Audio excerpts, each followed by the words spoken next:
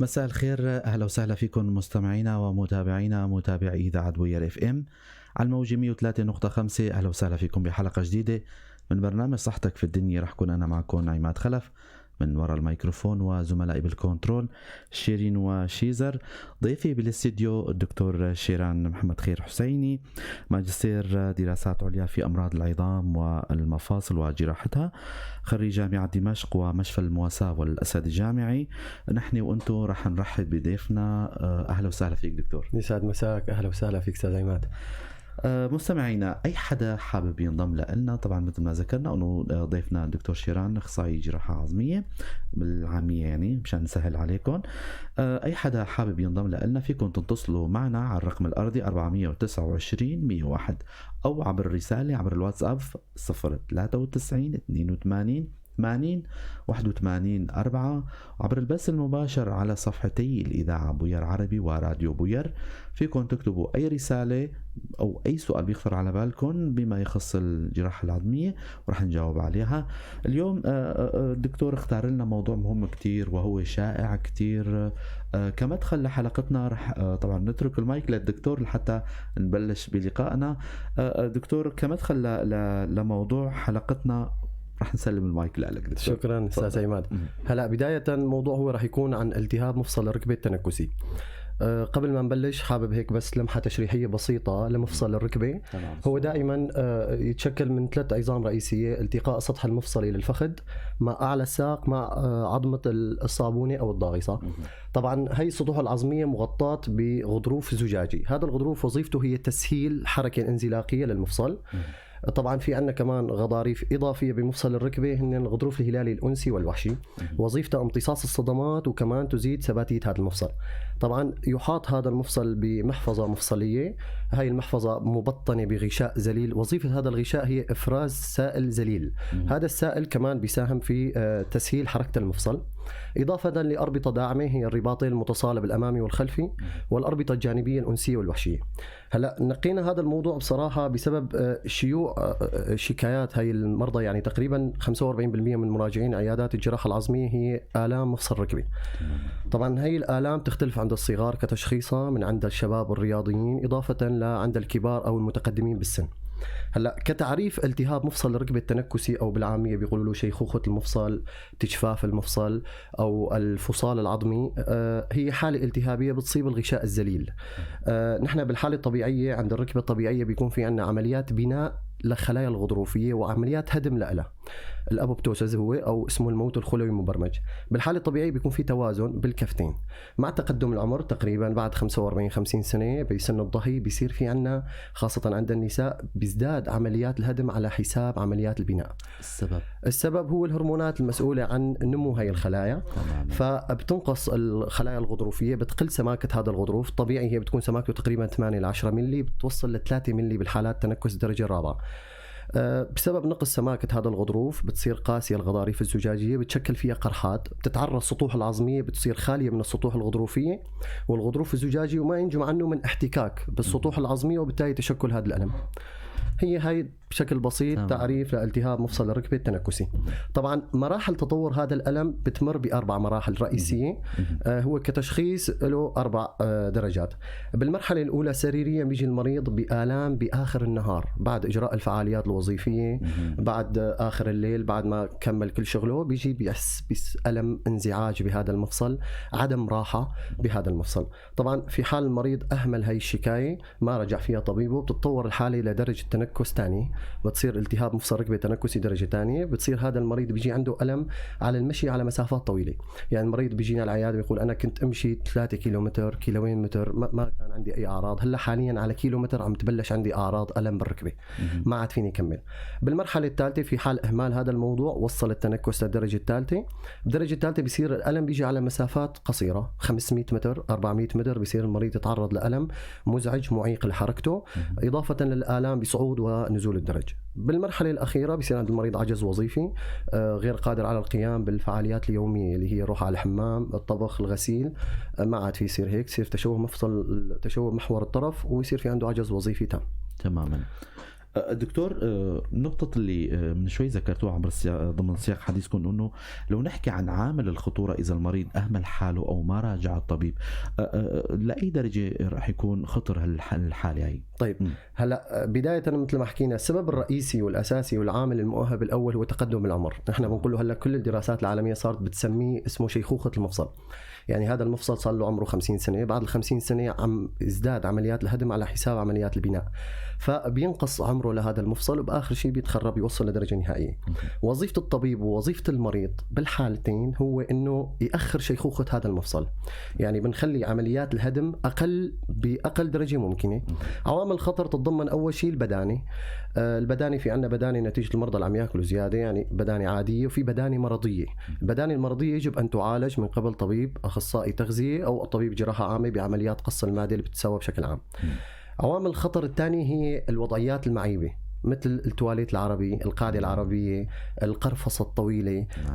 في عنا مثلا في بعض الوظائف مثل الميكانيكي اللي بيضطر لقرفصة لركبته تقريبا 2-3 خلال مجال شغله، هذا بيرفع الضغط داخل مفصل الركبة وبتأذي السطوح الغضروفية. إضافة لنمط الحياة السيء، مثلا المريض الإنسان دائما مثلا بيته بالطابق الرابع الخامس بده يضطر يطلع درجة وينزل درجة كتير، بده يضطر يروح يحمل أوزان ثقيلة، وقفة طويلة خلال اليوم، هاي كلها من عوامل الخطر. إضافة للهشاشة العظمية. فقط هاي بشكل رئيسي هاي عوامل الخطر الرئيسية اللي ممكن تؤدي إلى تنكس مفصل الركبة. يعني خلينا نربط دكتور موضوع العوامل الخطورة والسؤال اللي راح يطرح نفسه، إنه شو الأسباب الأساسية سواء بفئات الأعمار جميعا، شو هي الأسباب اللي بتؤدي لالتهاب مفصل الركبة؟ هلا بشكل عام أسباب في التهاب مفصل الركبة كسبب بدئي اللي هو الرئيسي يشكل تقريبا 90% من حالات تنكس مفصل الركبة. كل الدراسات عوزت هذا الأمر إلى مبدأ وراثي أو إلى مبدأ اللي نقوله نحن شيخوخة المفصل. يعني هذا العمر مع 50 سنة، هذا الإنسان اللي عم يجهد ركبته خلال عمر 50 سنة كاملة، توصل لوقت معين انه تبلش هاي الغضاريف تتآكل وتشكل قرحات غضروفية. في اسباب ثانوية لالتهاب مفصل الركبة. السبب الرئيسي الأول تمزقات الرياضية أو تمزقات الغضروفية والرباطية عند الرياضيين. مثلا شاب رياضي بعمر 30 سنة كان عنده لعبة كرة قدم، صار في عنده وسي بالركبة بحركة غلط، صار عنده تمزق بالرباط أو تمزق بالغضروف، أهمل هذا التمزق ما عالجه، سواء معالجة فيزيائية يعني معالجة فيزيائية بتقوية عضلات أو معالجة جراحية كتنظير ركبة، أهمل هذا الشيء. بعمر 50 سنة هذا راح يتعرض لتنكس مفصل الركبة، ممكن بأعمار أقل حتى. يعني هدول المرضى بيراجعوا بتنكس مفصل الركبة بأعمار أقل من الأعمار المعتادة. يعني أعمار معتادة فوق 50 سنة، هذا بيراجع بعمر 40 سنة صار عنده تنكس مفصل الركبة. الأسباب الثانوية كمان تتضمن كسور حول المفصل الركبة. مثلا أي إنسان تعرض لكسر حول مفصل الركبة راح يضطر يساوي عملية تثبيت بصفيحة، راح يتداخل جراحيا عليه، راح يصير في أزية موضعية على العضلات، أزية بالمفصل. هذا الشيء راح نضطر كمان إنه يصير في عنده تنكس بأعمار باكرة. التشوهات الولادية كمان تلعب دور كتير كبير بتنكسات مفصل الركبة الثانوية. مثلا طفل ولد عنده فحج بالركبة أو روح بمفصل الركبة، هذا مستقبلا راح يكون في عنده أثناء المشي تحميل على حجرة معينة من الركبة أكثر من الحجرة الثانية، وبالتالي راح يصير في عنده تنكسات بأعمار باكرة. تماما. الدكتور، الأعراض اللي عم يجوا عم يراجعوا المرضاكم العيادات، شو هي الأعراض اللي بتكون؟ طبعا أول ما يفوت المريض على عيادة الطبيب هو بيعرج، فالألم العرج هو بسبب ألم، فالألم هو العرض الرئيسي والأول يلي بيصير عند المريض. فدائما احنا بننصح مرضانا أي ألم أو شعور ألم حتى لو انزعاج خفيف تالي بنهاية النهار بمفصل الركبة لازم المريض يراجع طبيبه لا يتدارك موضوع أنه تتنكس الركبة وتصل لمرحلة رابعة وبالتالي يحتاج لعمليات جراحية. فالألم هو العرض الرئيسي، ما ينجم عنه عن عرج. إذا صار التنكس وصل للدرجة الثالثة والرابعة راح تحتك السطوح المفصلية مع بعضها، فممكن ينجم عنه شيء اسمه نقوله طقطقة أو سماع فرقعة بمفصل الركبة. المريض بيجي بيقول أنا عم صلي عم بسمع فيه طقة بركبتي. تورم بمفصل الركبة، هذا الغشاء مثل ما حكينا غشاء الزليل المحيط بمفصل الركبة عم يلتهب. الحالة الالتهابية بتنجد عامة يا أما النقص بإفراز السائل أو ممكن في التهابات مفاصل بتزيد إفراز هذا السائل، بيكون هذا السائل مرضي، فبصير عند المريض انصباب مفصل الركبة، بنشوف فيها تورم بهاي المفاصل وضخامة بالمفصل. ممكن يكون يصير في عنده تحدد بمجال الحركة، مثلا المريض كان يعطف ركبته تقريبا 140 درجة بصير بيعطفها 90 درجة فقط، فبصير في عندنا تحدد بمجال الحركة. هاي بشكل عام الأعراض الرئيسية اللي بيجي فيها المريض. طبعا مثل ما حكينا الألم هو العرض الأشيع يلي بيراجع فيه المريض، وهذا الألم هو اللي بيسبب له عجز وظيفي، تحدد بمجال الحركة، وصعوبات بحياته اليومية. تماما.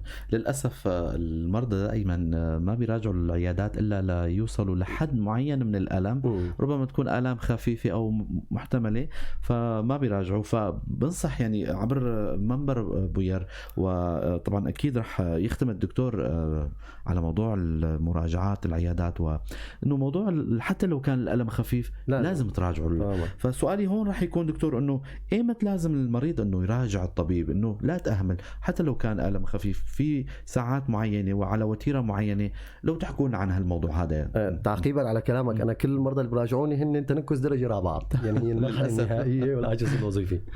لا بشكل عام مثل ما حكينا، أي ألم أو انزعاج بمفصل الركبة لم يكن موجود أو ما كان هذا الألم موجود بالحالات اليومية عند الإنسان، لازم يراجع فيه الطبيب. يعني إنسان متعود إنه يروح على شغله ويرجع، ما في ألم عنده، ما في انزعاج، ما في حس طقطقة بركبته على صعود ونزول الدرج، بس تتطور هي الأعراض بوجود ألم أو أي من الأعراض اللي حكيناها فيجب مراجعة الطبيب.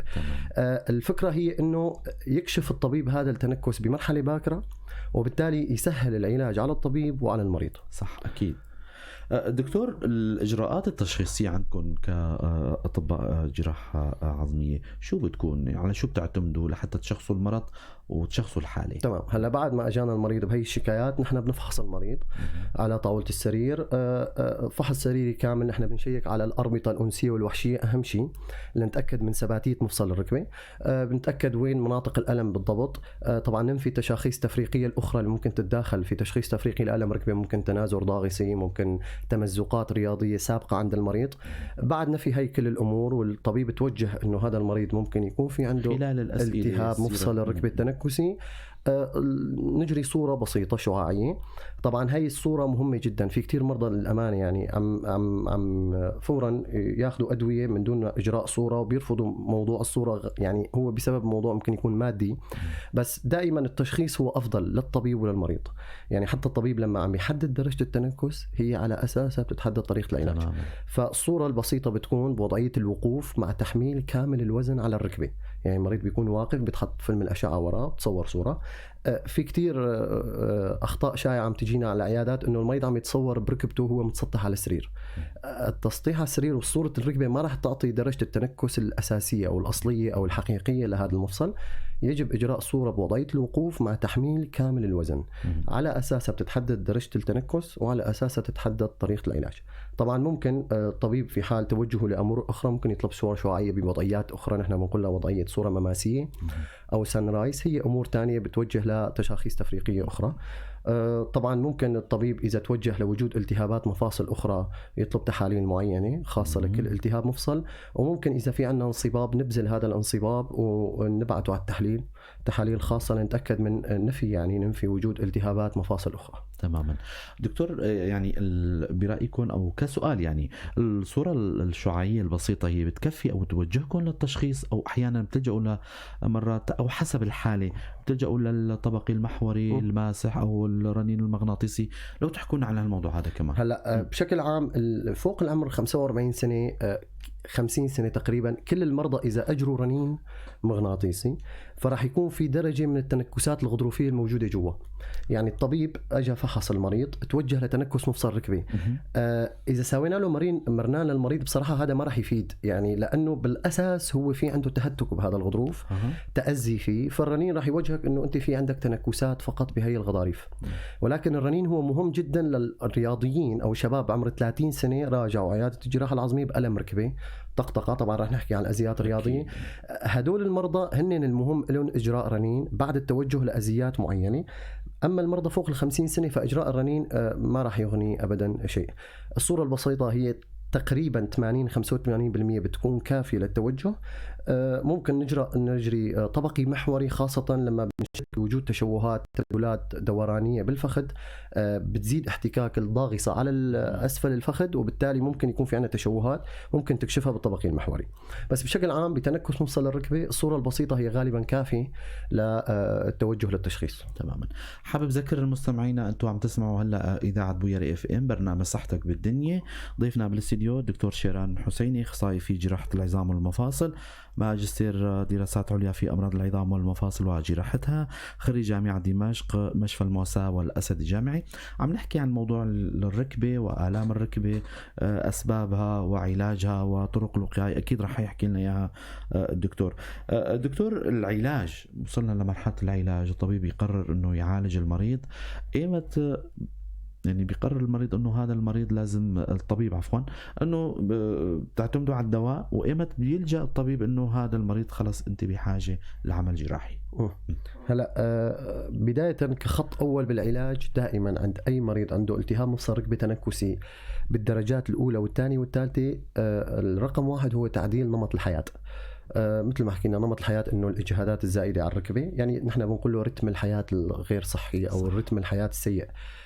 لازم المريض يعدل هذا النمط. شلون يعني إذا إنسان ميكانيكي عم يتعرض لرد ركبته وقرفصة لمدة 3 ساعات 4 ساعات، بيخفف هذا الشيء. مثلا بقرفص ساعة بيرتاح نص ساعة. اللي بيشتغل على الفرن الوقفة الطويلة كمان لازم يرتاح فترات من الراحة. الحلاقين، الأساتذة، عمال البناء الصحية، هدول كل هدول العمال بصراحة كلهم بيراجعون بتنكس مفصل الركبة. الوظيفة الأساسية هي إنه التخفيف الإجهاد على المفصل. في بعض الناس اضطروا إنه يوقفوا أشغالهم لمنع تنكس درجة الركبة. فتعديل نمط الحياة أو رتم الحياة السيء الغير صحي لازم يتعدل. المريض اللي عنده بدانة لازم يخفف من البدانة. في كتير مرضى بيراجعونا: دكتور أنا مثلا أخذت حمية معينة، ما عم بتعشى، ما عم بتغدى، ضلت عندي البدانة موجودة. هذا بيحول لإخصائي تغذية لعلاج حالة البدانة عندهم، لأنه كل ما زادت البدانة، الخلايا الشحمية هي ليست خلايا نائمة، يعني عم تفرز سيتوكينات التهابية بتزيد الآلية الالتهابية الموجودة بمفصل الركبة. فدائما لازم تنحل موضوع البدانة. المريض اللي عم يساوي وضعيات سيئة مثل القرفصة، القاعدة العربية، التواليت العربي بيتحول لتواليت أفرنجي، إذا كان البيت بالطابق الرابع لازم يتحول لبيت بطابق أرضي. كل هاي الرتم الحياة سيء لازم يتعدل. أولا النمط. الشغلة الثانية نحن بنركز على المعالجة الفيزيائية، سواء تمارين رياضية خفيفة بالبيت للأيروبيك البسيط، السباحة كتير مهمة لمفصل الركبة، أو نحن بنحول المريض لمعالجة فيزيائية لتقوية العضلات حول مفصل الركبة. العضلات حول مفصل الركبة هن المربعات الرؤوس الفخذية من الأمام، ومن الخلف في عندنا عضلات المقبض. تقوية هاي العضلات بتدعم هذا المفصل، بتخفف الضغط عليه، وبالتالي يساهم المريض انه يعني يتحمل ألمه لفترة أكثر. غير هيك شغلات نحن بنعطي داعمات غذائية معينة رح نحكي عليها طبعا. من مضادات أكسدة، من مرممات غضروفية ممكن تفيد بالمراحل الأولى والثانية. زائد ممكن نضيف مسكنات يلي هي مضادات التهاب اللاستيروئيدية، بتخفف الآلية الالتهابية. إذا صار عند المريض هجمة التهاب مفصل ركبة تنكسي، فممكن نحن نلجأ لجرعة دوائية معينة لفترة أسبوعين لتخفف هاي الآلية. الفكرة البسيطة أنه دائما بخط العلاج المسكنات هي مو العلاج النهائي. يعني المريض اللي راجعنا بتنكس مفصل ركبة درجة ثانية وثالثة، الطبيب ما راح يرجع هذا التنكس لركبة طبيعية، وما راح يرجع الدرجة الثالثة للدرجة الأولى. وظيفة الطبيب هي تخفيف الألم، يعطي توصيات للمريض يلتزم بهي التوصيات، وبالتالي نمنع أنه الدرجة الثانية أو الثالثة بتصير درجة رابعة. عمل له باوز، لأنه بس صار درجة رابعة هذا المريض بيحتاج تبديل مفصل ركبة. فدائما مرضى بيجوني بصراحة أنه دكتور أنا رحت عند فلان دكتور وفلان دكتور وفلان دكتور، أنا ما استفدت أبدا. أنت عندي كمان ما راح تستفادي، لأنه على الأدوية هي فقط مسكنات، والمعالجة الفيزيائية وتعديل نمط الحياة هو الأساسي. يعني إذا أنت عم تفيقي الصبح مثلا على الغسيل، على الوقفة الطويلة، على طلعة الدرج، على نزلة الدرج، هذا الإجهاد ما خف على مفصل الركبة، وظل الترقق والإجهاد على هذا المفصل موجود، بالتالي المريض ما راح يستفاد. فتعديل نمط الحياة من المريض والتعليمات اللي عم ياخذها من الطبيب، معالجة فيزيائية، تقوية عضلات، راحة، عدم إجهاد مفصل الركبة، هي الخط الأول. المسكنات هي فقط لألم شديد عاقك ما عم يخليك تنام، مزعوج منه الصبح، راح يخفف لك الهجمة.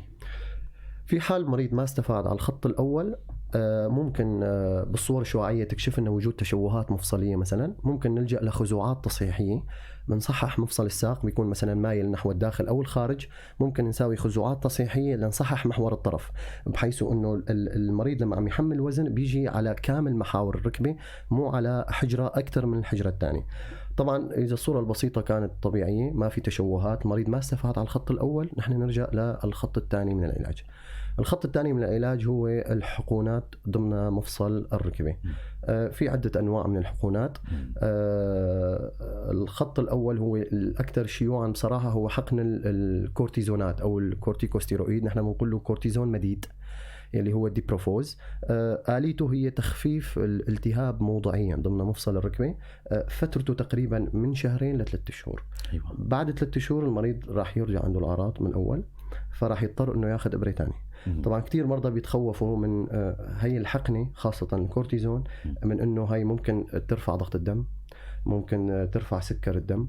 الحقنة هاي موضوعية ضمن مفصل الركبة، ما عم تروح للدم، عم تضل جوا، عم تمارس تأثيرها جوا كتخفيف الآلية الالتهابية الحجرة المعينة تماما. بس في نوع تاني من الحقنات هي إبر الزيت بيقولوا لها بالعامية، أو نحن بنقول لها إبر الهيالجان أو الهيالورونيك أسيد. هذا الهيالورونيك أسيد هي أحد مكونات السائل الموجود ضمن مفصل الركبة اللي عم يفرزه الغشاء الزليل. طبعا تم استنتاجه مخبريا، تصنيعه مخبريا، عم ينحقن ضمن مفصل الركبة. الآلية منه هي تزليقية، يعني هاي الأعضاء موصلت لبعضها، فهذا السائل لما عم ينحقن جوا عم توسع شوية المسافة جوا، فعم تخفف الاحتكاك اللي عم يصير بين السطوح المفصلية. طبعا هون المريض رح يحتاج تقريبا 3 إلى 6 جرعات حقنات، بين كل جرعة وجرعة تقريبا 2 ل 3 شهور.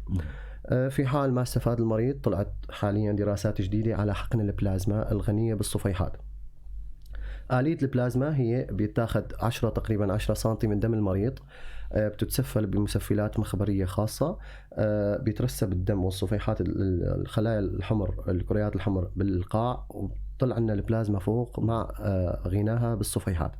هاي الصفيحات تفرز مواد التهابية تخفف الآلية الموجودة بمفصل الركبة. فإذا أول شيء حقن البلازما بيخفف الآلية الالتهابية اللي هي غير موجودة بإبر الزيت. الشغلة الثانية عم توسع المسافة المفصلية أمد طويل تقريبا من 6 شهور ل9 شهور. طبعا كمان هون المريض إذا استفاد على أول جرعة ممكن بعد 6 شهور ترجع عنده الأعراض، يلجأ لجرعة ثانية حقن، وجرعة ثالثة تقريبا هن 3 جرعات كمرحلة نهائية. وحقنات النمط الرابع يلي هي حاليا هي ثورة طالعة من 2016 لهلا عم يصير عليها دراسات، هي حقن الخلايا الجذعية. بصراحة هي قصة شوي هيك مختصرة. كان في طبيب إيطالي، طبيب تجميل، هو كان عم يحقن الخلايا الجذعية، هي عم ياخدها وبيحقنها بمناطق معينة بالوجه كتجميل.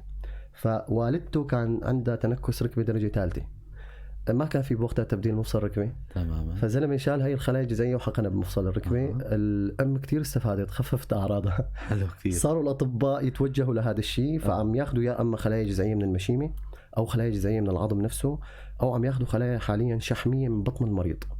تتاخذ الخلايا الشحمية من البطن، تسفل هي بمسفلات خاصة تتعرض لضغط عالي، تتحول هي الخلايا الشحمية لخلايا جذعية عالية القدرات، نحن بنقول لها ستيم سيلز. هي الخلايا الجذعية إلى ميزة كتير مهمة، إنه وين ما حقنتها بتاخذ شكل العظم أو شكل النسيج الموجود فيه. موجود. مثلا حقنت بالعظم تاخذ خلايا عظمية، أيوة، بتعطي خلايا عظمية. حقنت بمفصل الركبة بتعطي خلايا غضروفية مقلدة. فنحن بصراحة بمشفى الأسد كنا نساوي هاي العمليات، نفوت بتنظير على مفصل الركبة، بنشوف هاي القرحات الموجودة. خاصة طبعا هدول المرضى بالذات بيستفادوا من درجة الثانية والثالثة للتنكس، كتير بيستفادوا على هاي الأمور. نفوت بنسقب هاي القرحات، تسقيب حيث نوصل للنقي، بيطلع دم من نقي العظام بيترسب على هي علقة دموية بتترسب على المنطقة المسقبة. بعد أسبوعين بناخد شحم من هذا المريض، بنعرضها لضغط عالي الطاقة، بتحول لخلايا جذعية، بنحقنها ضمن مفصل الركبة، بتروح هي الخلايا الجذعية مكان القرحات يلي سقبناها وبتترسب مكانها، فبتحول الخلايا الجذعية هون لخلايا غضروفية. في كتير مرضى استفادوا، وفي جزء ما استفاد لأنه كان درجة تنكس عنده رابعة بصراحة. فهي خيار مهم جدا، وأنا دائما بصراحة يعني ما بلجأ للخط الثاني لكون استوفيت كامل الخطوط الأولى. ما غلط المريض يحقن إبرة ضمن مفصل الركبة، لأنه إذا ما استفدت منها فأنت هي ما راح تضرك حكما. في كتير مرضى بيقولوا والله فلانة جارتنا حقنت مفصل الركبة تبعها إبرة ضلت بالأرض وما عاد تمشي. لا، كل المرضى كتار عم ياخدوا إبر، يا عم يستفادوا، خاصة إذا كان تم عطائها باستطباب واضح وصريح، خاصة بالدرجات الثانية والثالثة. وإذا ما استفدت فأنت ما راح تنضر صراحة. أكيد. دكتور، هل خيار العلاج هذا موجود بالشام؟ يعني موجود؟ هذا موجود بالشام، وإن شاء الله نحاول نجيبه لهون إن شاء الله يا رب. هاي إن شاء الله بشرى لمرضانا إن شاء الله. دكتور، من شوي حكيتوا عن موضوع أذيات الرياضيين، واللي هي كمان هي أشياء يعني، لنحكي شوي عن أعراضها وطرق العلاج. أول شيء ما حكينا على التبديل مفصل الركبة. تفضل دكتور. الخط الأخير طبعا في حال مريض ما استفاد على الأدوية، ما استفاد المريض على الحقنات ضمن مفصل الركبة، الخط النهائي هو تبديل مفصل الركبة. أيوة. طبعا استطباباته هي تنكس درجة رابعة بالحجرتين عند مريض العرض الرئيسي له انه هو ما عم يمشي مسافة اكثر من 100 متر. بقول لك مريض دكتور انا عم فيق الصبح، يعني مجرد روحتي للحمام او للمطبخ كغساء او غسيل او طبخ ما فيني. فهذا الحل النهائي هو تبديل مفصل الركبة. طبعا كمان كثير مرضى عم يراجعونا متخوفين من تبديل مفصل الركبة. طبعا تبديل مفصل الركبة هي عملية تلبيس، مثل ما دكتور الاسنان عم يلبس سن، طبيب العظمية عم يلبس هذا المفصل بمفصل جديد. تعوض هي الغضاريف بقطعة نحن بنقول لها البولي إيثيلين تنحط ضمن مفصل الركبة. معدن؟ لا، هن المعادن بينحطوا تلبيسات على الفخذ والصنبوب، ولكن في قطعة غضروفية بتعوض منطقة الضياع الغضروفي اللي صار عند المريض، القرحات الغضروفية. البولي بظنه بلاستيك يعني. نعم. بيرجع الانسان طبيعي. الاستطباب الرئيسي هو الالم. هذا الالم بعد العمل الجراحي بيختفي تماما، يعني المريض بليله العمل الجراحي ما في الم. الالم هو من مكان العمليه، الجرح اللي صار يعني. طبعا المريض يبدا بالمشي من ثاني يوم بعد العمل الجراحي. يعني اليوم سويت عمليه، انت بكره بتمشي على الوكر بمعالجات فيزيائيه خلال اول شهر لمده 3 شهور المريض يرجع طبيعي. حلو. المه بيروح، بيستعيد كامل مجال الحركه ويرجع مثل اي انسان طبيعي. فكتير مرضى عم بيخافوا من موضوع تبديل مفصل الركبة. طبعا يعني هو الاهتمام بصحة المريض، انه المريض بيراجع باول درجات التنكس، هي راح توقيك كتير انه ما توصل لهي المراحل. بس اذا وصلت لهي المرحلة مع ألم شديد، مو غلط انه تبدل مفصل الركبة لترتاح من الألم وتستعيد كامل وظيفتك. اكيد. وننتقل لموضوع الرياضيين هلا ازيات رياضيه هي كمان شائعه بصراحه لمراجعين عياده الجراحه العظميه. آلية الرض هي بتكون بأي إنسان طبيعي رياضي عم يمارس رياضته سواء كرة القدم أو كرة السلة، بيصير في عندنا شيء اسمه تويستينج أو وسي بهذا المفصل. بتفتل الساق على الفخذ، بصير فتلة دوران فيه، أو بيفتل الفخذ على الساق. هي الدورانات بتولد ضغط على حجرة معينة أكثر من الثانية، وبالتالي ينجم عنه تمزق بالغضاريف الهلالية بمنطقة معينة، أو ممكن ينجم عنها تمزقات بالأربطة، سواء الأربطة المتصالبة الأمامية والخلفية أو حتى الأربطة الجانبية. طبعا المريض أول خلال يعني رياضته أو خلال ممارسته للرياضة باللعبة بيوقف لعبه، بيراجع إسعاف فورا، يراجع بتورم مفصل الركبة، ألم شديد، عجز وظيفي، غير قادر على المشي أبدا. بنساوي له صورة بسيطة، الصورة بتكون طبيعية ما في أي شيء، لأنه الأزية بتكون جوا هن بالغضاريف أو بالأربطة اللي ما بتطلع الصورة الشعاعية.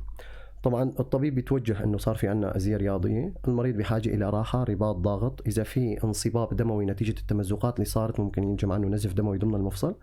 الطبيب لازم يبذل هذا الدم، لانه اذا ترسب ضمن مفصل الركبة راح يخرش السطوح الغضروفية وبيأذيه. بعد البذل اعطاء ادوية راحة، مسكنات فقط. بعد اسبوعين المريض بتخف عنده الراحة. هذا الرياضي طبعا هو المفروض بعد اسبوعين يراجع الطبيب، فما بيراجع طبيبه، بيروح بيكمل لعبة الطابة، يرجع يكمل لعبة الطابة، بتصير عنده نفس القصة. نعم. كمان نفس الوضع، كمان بياخذ أدوية، كمان بيرجع لعبة الطابة، وهكذا ليصير هذا التمزق غير قابل للإصلاح. هذا التمزق أفضل وقت لإصلاحه هو بالمرحلة الباكرة، يعني بعد أسبوعين أنت ضلوا عندك الأعراض. هلا بدنا نحكي على الأعراض شو هي. فورا لازم تراجع طبيبك، الطبيب بيفحص لك بفحوصات معينة، بيطلب رنين مغناطيسي لأن تبين من وجود هالتمزقات، وبالتالي إصلاحها بشكل باكر. إصلاح التمزقات هي بشكل باكر راح توقي المريض مستقبلا من إنه يصير عنده تنكس باكر. إذا أهملتها هذا راح يصير في عنده تنكسات بأعمار باكرة، يعني بدل ما يجينا بتنكس بعمر 50 سنة راح يجي بعمر 40 سنة أو حتى عمر 30 سنة. طبعا المريض الأعراض اللي بيجي فيها هي بعد ما لعب الطابة وأخذ راحة وارتاح وأخذ كل أدويته، بعد أسبوعين خلال ممارسته للنشاطات اليومية بيصير في عنده طقطقة بمفصل الركبة. هاي الطقطقة مبدأها مو احتكاك عظم ببعضه البعض، وإنما هي القطعة الغضروفية اللي تمزقت عم تلعب جوا المفصل. أيوة. فبتخبط بسطوح العظم أو بالمفاصل الثانية، بتسبب له شيء اسمه انعقال أو تعليق بمفصل الركبة. الأمر الثاني ممكن يكون في شيء اسمه عدم ثباتية بمفصل الركبة، يعني الإنسان اللي عنده تمزق برباط المفصل الأمامي يقول لك أنا عم بنزل الدرج بتفلت مني ركبتي، عم حس ركبتي عم تخونني، يعني أنا ماني مسيطر على هاي الركبة. غالبا التمزق هون بالرباط المتصالب الأمامي، مسؤول عن ثباتية الركبة أثناء نزول الدرج. طبعا صعود الدرج المسؤول عنه هو الرباط المتصالب الخلفي. بشكل عام هي الأعراض هي طقطقة، تعليق بمفصل الركبة، المريض عم يعطف ركبته بده يفتحها بيسمع طقة لما عم يفتح مفصل الركبة، بعدين يفتح معه بيبسط يعني، وعدم ثباتية أو يعني بتفلت منه أو بتخونه ركبته. بيراجع طبيب عيادة الجراحة العظمية، بيحكي هاي الأعراض، طبيب بيفحصه في فحوصات معينة احنا بنقول لها ماك موري أنسي. أيوة. أو وحشي أو جارور أمامي أو خلفي. بيتوجه الطبيب لأزية معينة، هون نحن بنطلب الرنين المغناطيسي. طبعا وظيفة الرنين بتكمن بهي الأزيات، إنه نحن بنكشف أزيات ما بتطلع على الصورة البسيطة. صح. فصورنا رنين للمريض تبين عندنا تمزق يا اما بالصالب الامامي او بالخلفي او تمزقات غضروفيه. في درجات معينه لهي التمزقات، فوق الدرجه الثانيه هي بتصير جراحيه. طبعا الجراحه هون بمنظار للركبه، تنظير الركبه، بفوت الطبيب، اذا كان هذا الغضروف قابل للخياطه بمناطق معينه فبيخيطه، اذا كان غير قابل للخياطه فنحن بدنا نستأصل جزء من هذا التمزق. كثير مرضى بيقولوا دكتور نحن ليش بدنا نشيل هذا التمزق؟ إذا ما شلته راح يزداد التمزق ويمتد لسطوح أكبر، وبالتالي أنت راح يصير عندك استئصال بمراحل باكرة لكمية أكبر من أنت كنت راح تحتاجها هلا. يعني بمرحلة هلا ممكن تحتاج لقص جزء صغير، ممكن بمراحل متقدمة راح تضطر إنه تشيل الغضروف كله مثلا لا سمح الله. أما إذا كان المريض عنده بالرنين تمزق بالرباط المتصالب الأمامي، فتوفرت حاليا عمليات لتصنيع الرباط المتصالب الأمامي عبر تنظير مفصل الركبة. طبعا بيتاخد وتر من جسم الإنسان نفسه، بيتصنع على طاولة العمليات، وبنرجع نحقنه ضمن مفصل الركبة بنفس مكان المحاور الطبيعية، وبنحط براغي، نحن بنقولها براغي ممتصة. هي البراغي بتمتص خلال 3 إلى 6 شهور، يعني ما عاد يضل مكان. إضافة إنه هذا الرباط اللي عم يتصنع هو يكون رباعي الحزمة. الرباط الأصلي بيكون ثنائي الحزمة، الرباط اللي عم يتصنع هو رباعي، فقوته بتكون دبل القوة الرئيسية. القوة الرئيسية وصل الرباط ACL بتكون تقريبا 2200 ل 2400 نيوتن، يعني يتحمل هاي القوة. الرباط المتصنع الجديد بيتحول تقريبا يتحمل 4000 نيوتن قوة، يعني بده يحتاج ضعف الأزية السابقة أو الرد السابق ليتمزق هذا الجديد. حلو. عمره طويل راح يكون أكيد. طبعا كل هاي العلاجات وظيفتها هي انه نحن عم نمنع يصير في عدم ثباتيه بمفصل الركبه، وبالتالي عم نمنع يعني نمنع تنكس المفصل. اذا ما عالجت هي الامور رح يصير في عندك تنكسات مفاصل بمرحله باكره، فانت رح تضطر لتبديل مفصل الركبه بمرحله باكره. تمام. كل هي الامور اللي عم نحكي عليها هي تاخير شيخوخه هذا المفصل أكيد. وبالتالي عم نخلي يكون في ثباتيه بهذا المفصل، وما عاد تحتاج لعمليات يعني بمراحل متقدمه ان شاء الله. تماما. دكتور، دائما بنختم لقائنا بنصائح وقائيه للمرضى، واكيد راح يختم اللقاء الدكتور شيران بمجموعه من النصائح الوقائيه للمرضى. هلا بشكل عام مثل ما بنحكي درهم وقايه خير من قنطار علاج. الوقاية هي تخفيف الوزن عند أي إنسان بدين، ممارسة الرياضات اللطيفة مهمة جدا، الأيروبيك أو السباحة، تعديل نمط الحياة أو رتم الحياة السيء، إذا طلع الدرج نزل الدرج، وقفة طويلة بالشغل، التربيع، القاعدة العربية، القرفصة. هي كل الوضعيات بتأذي مفصل الركبة، وعلى أي إنسان يتجنبها، مو بس المريض اللي عنده تنكس مفصل الركبة وإنما الناس التانيين. الأمر الثالث هو تناول الأغذية الغنية بالكالسيوم، بالفيتامين د، مضادات الأكسدة. طبعا الأغذية الغنية بالمضادات الأكسدة هي الأوميجا 3، أنا بس بدي أحكي عليها فقرة صغيرة بس. هي تعتبر من مضادات الأكسدة. كثير مرضى بيجونا دكتور أنا عم باخذ حب السمك. حب السمك هو بيحوي على أوميجا 3. هلا هو وظيفته مضاد أكسدة، فأي حالة التهابية موجودة سواء بالركبة أو بالجسم كله فهو بيخففها. فوظيفته كتير مهمة. في له مصادر نباتية طبعا موجودة بالجوز، بالمكسرات، بالبندق، وفي له مصادر حيوانية موجودة بزيت السمك، التونة، السلمون، السردين، يعني متوفر بشكل عام سواء حيواني أو نباتي. الأغذية الغنية بالكالسيوم، فيتامين د، البيض، مشتقات الحليب كاملة. المريض اللي فيه عنده نقص فيتامين د أو أعراض نقص فيتامين د لازم يعوض هذا الشيء بحبوب أو إبر فيتامين د لا تمنع من هشاشة العظمية وبالتالي كسور حول المفاصل. مراجعة أي طبيب عند حدوث أي عرض أو ألم أو عدم راحة بمفصل الركبة لا تتمكن من تشخيصه بشكل باكر، وبالتالي تتجنب أنه تتطور التنكس لمراحل متقدمة. الدكتور شيران حسيني، اخصائي في جراحة العظام والمفاصل، ماجستير ودراسات عليا في أمراض العظام والمفاصل وجراحتها، خريج جامعة دمشق ومشفى المواساة والأسد الجامعي. شكرا على هالمعلومات القيمة واللقاء الجميل. شكرا لكم وشكرا على هالاستضافة ويعطيكم ألف عافية. شكرا لكم أيضا مستمعينا ومتابعينا، على أمل نلقاكم الأسبوع القادم بضيف جديد وحلقة جديدة. تضلوا بخير وسلامة.